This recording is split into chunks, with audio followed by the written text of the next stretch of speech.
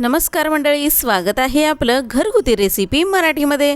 तर आज आपण मस्त असा मुलांच्या डब्यासाठीचा नाश्ता बनवलेला आहे।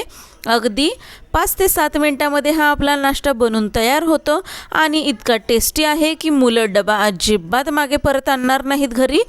एकदम डबा संपूर्णच येतील इतका सुंदर आपला नाश्ता झालेला आहे। अगदी वेगळ्या पद्धतीचा आणि मुलांना आवडेल अशा प्रकारचा आपण आज ब्रेड ऑमलेट बनवलेला आहे, जे की मुलं खाल्ल्यानंतर पूर्णपणे डबा संपूर्णच घरी येतील इतका सुंदर नाश्ता आहे। आणि सकाळी सकाळी आपल्याला खूप गडबड असते, त्यावेळी अशा प्रकारचा आपण नाश्ता नक्की बनवू शकतोय।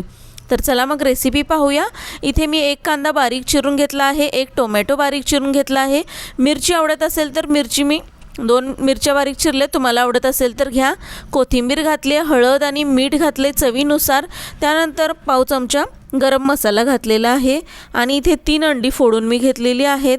आणि आता चमच्याने आपण काय करायचं, पूर्णपणे हे सगळं बॅटर मिक्स करून घ्यायचं आहे। पूर्ण छान असं आपण मिक्स करून घ्यायचं आहे। ऑमलेटसाठीचं आपलं हे बॅटर तयार झालेलं आहे। आता यानंतर आपण ब्रेड तयार करून घेऊया। जो ब्रेड तुमच्या घरी अवेलेबल असेल तो ब्रेड तुम्ही घ्या आणि याला कुकी कटर, वाटी किंवा एखाद्या बर्नीचं टोपण जरी असेल ना, त्याने आपण शेप देऊ शकताय। अशा प्रकारे बघा कटिंग करून घ्यायचं आहे मधूनच। माझ्याकडे हे कुकी कटर होतं, तुमच्याकडे जे काही अवेलेबल असेल त्याने तुम्ही हे कटिंग करू शकताय।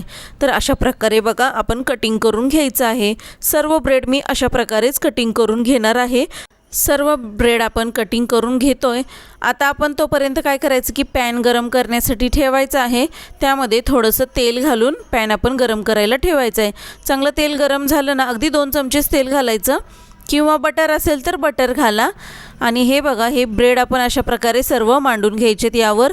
आणि त्यामध्ये आपलं हे जे अंड्याचं बॅटर आपण बनवले ते सर्व आपल्या ब्रेडमध्ये आपण घालून घ्यायचं आहे, पूर्णपणे भरून घ्यायचं आहे। मस्त असं ब्रेडचं हे बॅटर आपण यामध्ये घालून घेतोय आणि खूप टेस्टी लागणार आहे बरं का। अतिशय सुंदर लागतो हा नाश्ता, तुम्ही एकदा नक्की ट्राय करून बघा। मी पण पहिल्यांदा जेव्हा केला त्यावेळी मला वाटलं नव्हतं की इतका टेस्टी असेल, पण खूपच टेस्टी लागतोय। मुलांना डब्याला जर दिला ना तर मुलं अजिबात डबा परत आणत नाहीत, इतका त्यांना आवडतो हा नाश्ता। आता हे सर्व पूर्णपणे भरल्यानंतर जो आपण मधला तुकडा काढला होता ना हार्ट शेपचा, तर तो आता वरून मी असा लावून घेते त्याच्यावर।